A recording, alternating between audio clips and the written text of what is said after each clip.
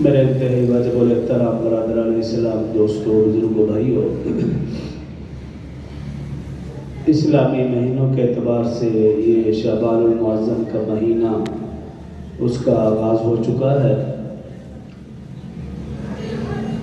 آج کے مختصر سے خطبہ میں اس مہینے کے حوالے سے چند فضائل رسول اللہ صلی اللہ علیہ وسلم، صحابہ کرام، اہل بیت اعظام کا اس مہینے کے حوالے سے معمول اور ہمارے لیے اس میں کیا رہنمائی ہے، اس حوالے سے چند گزارشات عرض کروں گا۔ سب سے پہلے یہ کہ اس مہینے کے حوالے سے چند اہم واقعات کا تذکرہ جو اس مہینے کے حوالے سے مناسبت رکھتے ہیں، ان کا نام لے کر تذکرہ کر کے پھر اپنی موضوع کی طرف آؤں گا۔ سن 3 ہجری اور 3 شعبان المعظم رسول اللہ صلی اللہ علیہ وآلہ وسلم نے حضرت جویریہ رضی اللہ عنہ سے نکاح فرمایا۔ اور ایک روایت میں یہ ہے کہ سن 3 ہجری 3 شعبان حضرت حفصہ رضی اللہ عنہ سے نکاح فرمایا۔ سن 5 ہجری 3 شعبان المعظم غزوہ بنی مصطلق پیش آیا اور اس غزوے میں حضرت جویریہ رضی اللہ عنہ قیدی بن کر رہی، ان سے رسول اللہ صلی اللہ علیہ وسلم نے نکاح فرمایا۔ 4 شعبان المعظم امام اعظم ابو حنیفہ نعمان بن ثابت، امام اعظم ابو حنیفہ رحمہ اللہ، ان کا یوم وفات۔ 5 شعبان المعظم نواسہ رسول، سبط رسول، ریحانت الرسول حضرت امام حسن رضی اللہ عنہ کی ولادت و سعادت۔ 6 شعبان المعظم رسول اللہ صلی اللہ علیہ وسلم نے حضرت عبد الرحمن بن عوف رضی اللہ عنہ ان کو امیر بنایا اور ان کی امارت میں ایک جماعت دعوت و تبلیغ کی غرض سے دومت الجندل روانہ فرمائی۔ اور 15 شعبان المعظم آپ جانتے ہیں کہ یہ اہم رات ہے۔ اس رات اللہ تعالیٰ اپنے محبوب صلی اللہ علیہ وسلم کی امت کی عام معافی کا اعلان فرماتے ہیں۔ 15 شعبان المعظم قرآن کے نزول کا فیصلہ بھی ہوا۔ اسی طرح اسی شعبان المعظم کے مہینے میں رسول اللہ صلی اللہ علیہ وسلم نے ام المؤمنین حضرت صفیہ رضی اللہ عنہ سے نکاح بھی فرمایا۔ سن 2 ہجری شعبان المعظم کے مہینے میں تحویل قبلہ کا حکم بھی نازل ہوا کہ پہلے بیت المقدس کی طرف منہ کر کے نماز پڑھتے تھے، اور سن 2 ہجری مدینہ میں شعبان کے مہینہ میں اللہ رب العزت نے حکم دیا فَوَلِّ وَجْهَكَ شَطْرَ الْمَسْجِدِ الْحَرَامِ۔ پھر رسول اللہ صلی اللہ علیہ وسلم نے بیت المقدس سے بیت اللہ کی طرف منہ کر کے نماز پڑھنے شروع فرمائی۔ اسی طرح تیمم کا باقاعدہ جو حکم نازل ہوا وہ بھی شعبان المعظم کے مہینہ۔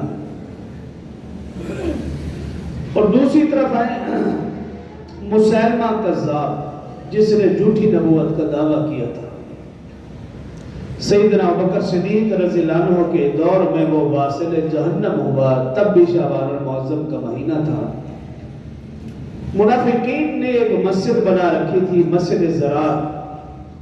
رسول اللہ صلی اللہ علیہ وسلم کو اللہ رب العزت نے بتایا کہ منافقین نے یہ جو مسجد بنائی ہے، اس مسجد کو بنانے کا مقصد مسلمان اور اسلام کے خلاف سازشیں کرنا ہے۔ تو رسول اللہ صلی اللہ علیہ وسلم نے اس مسجد کو گرانے کا حکم دیا، تب بھی شعبان المعظم کا مہینہ تھا۔ یہ چند ایک اہم واقعات جو میں نے آپ کے سامنے ذکر کیے، ویسے تو بے شمار حالات و واقعات ہیں جو اس مہینے کے ساتھ ہیں۔ یہ شعبان المعظم کا مہینہ اور شعبان کے معانی کیا ہے، بے شمار مفسرین، محدثین، محققین نے اس کے بارے میں تحقیق کی ہے۔ ان میں سے چند ایک کے حوالہ آپ کے سامنے بیان کروں گا۔ شارح بخاری علامہ بدر الدین تمیمی رحمت اللہ تعالی علیہ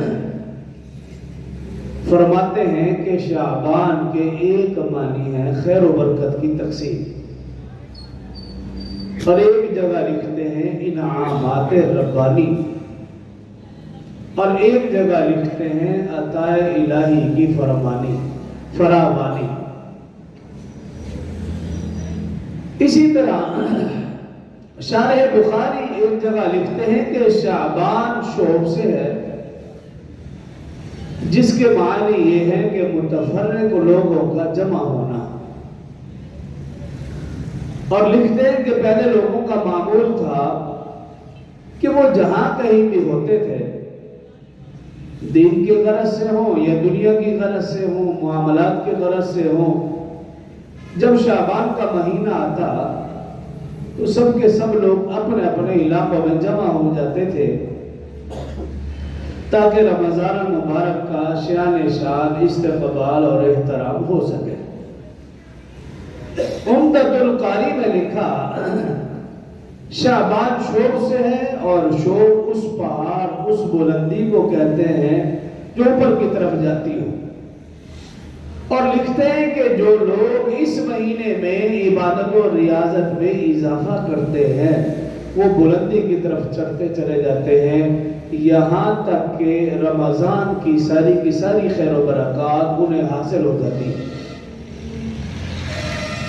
بعض محدثین مفسرین نے اس کی تشریح میں لکھا کہ شعبان کے مہینے شاخ در شاخ بڑھنے والی، فرمایا جو اس مہینے میں عبادت و ریاضت کا اہتمام کرتا ہے، شاخ در شاخ بڑھنے والی خیر و برکت اسے حاصل ہوتی ہے، یہاں تک کہ وہ جنت میں داخل ہو جاتا ہے۔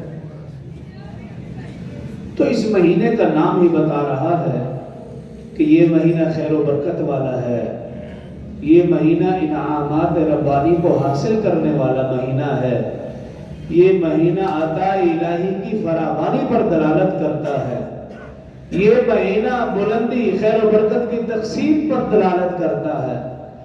اس لیے رسول اللہ صلی اللہ علیہ وسلم نے ایک حدیث میں یوں فرمایا کہ جس کا یہ مہینہ درست ہو گیا اس کا رمضان کا مہینہ درست، اور جس کا یہ مہینہ ٹھیک نہ گزرا عبادت و ریاضت کے حوالے سے تو اس کا رمضان کا مہینہ بھی ٹھیک نہیں ہو سکتا۔